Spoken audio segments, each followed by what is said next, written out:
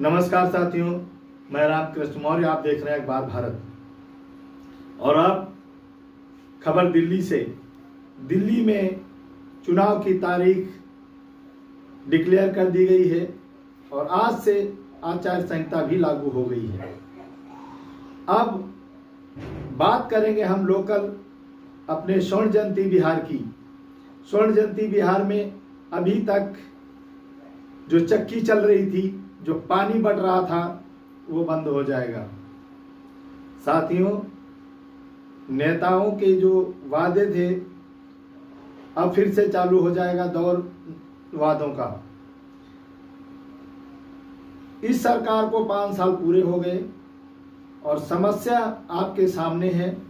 स्वर्ण जयंती बिहार की आम आदमी पार्टी की सरकार थी और जहां डी ब्लॉक में घुटनों तक पानी भरा, घरों तक पानी भरा, उस पानी को भूल करके लोग 20 लीटर की बोतल लेने के लिए दौड़ पड़े और अपने घरों से पैसे से आटा पिसाते थे, उसको छोड़कर फ्री में पिसाने दौड़ पड़े।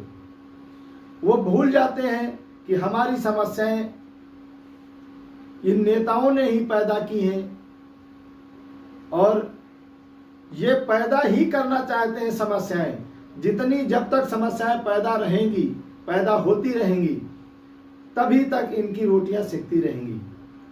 अगर यहाँ पे इतनी समस्याएं हैं और चक्की चल रही है, पानी आ रहा पीने के लिए, इतनी सुविधाएं, अभी देखा कि सीवर लाइन में बड़ी बड़ी मशीनें भी चल रही हैं, सीवर लाइन साफ हो रहा है।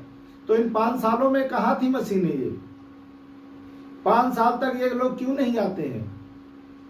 और हम तो उन लोगों से भी कहना चाहते हैं जो सरकार के विरोध में काम करते हैं, बढ़िया काम करते हैं, बल्कि वो जगाने का काम करते हैं, लेकिन वो भी तभी जागते हैं जब चुनाव आता है। क्या हमारे डी ब्लॉक में और सी ब्लॉक में पानी की इतनी समस्या है कि घरों से निकलना मुश्किल हो जाता है?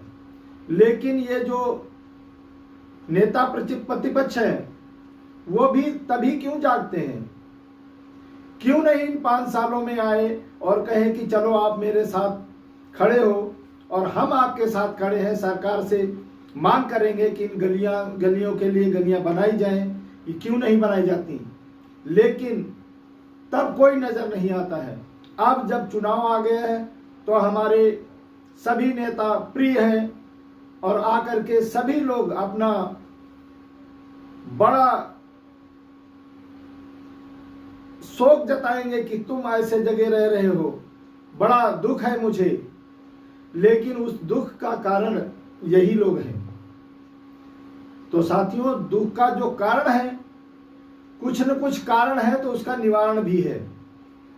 आप लोग, ये जो नेता लोग जब आते हैं तो उनसे आप चिकनी चुपड़ी बातें ना करें, अपनी समस्या बताएं।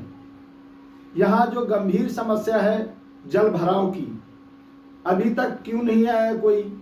हमारे पड़ोस का एक नेता आ जाता है, वो कहता है कि आप हमारे को सुनो और हम तुम्हारी समस्या का समाधान कराएंगे।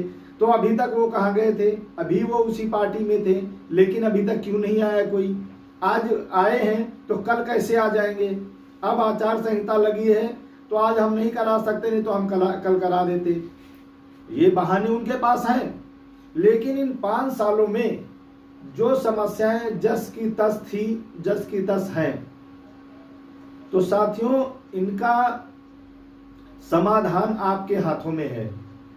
अगर आप ये चाहते हैं कि हमारे यहाँ की समस्या का समाधान हो, तो समाधान जब ही होगा जब आप एक ऐसे नेता को चुनेंगे जो आपके बीच से होगा, आपके दर्द को समझेगा। नहीं तो ये लोग, आप जानते हैं, इनके इतने मखमली दरी बिछे होते हैं, आपके जूते भी उतरवा करके अंदर घुसने देंगे। जबकि आप जूते बिना पहने अपने घर अगर जाते हो तो आज जा ही नहीं सकते, इतना पानी है।